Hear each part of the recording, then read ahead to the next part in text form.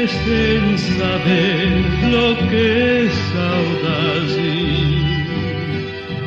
Tendrás que antes de todo conocer,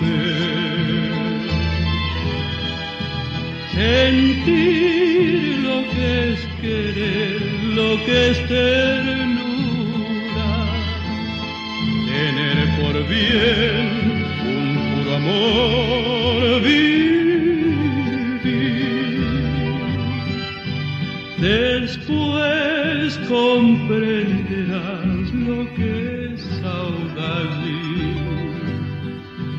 Después que hayas perdido aquel amor,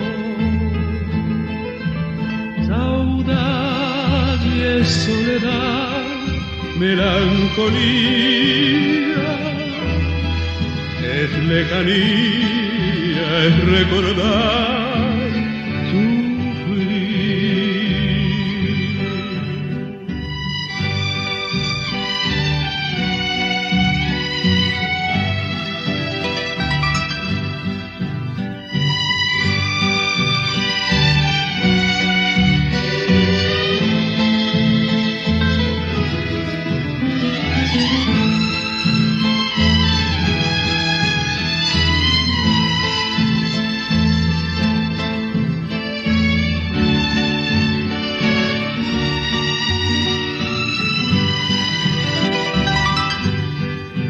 Después comprenderás lo que es saudade.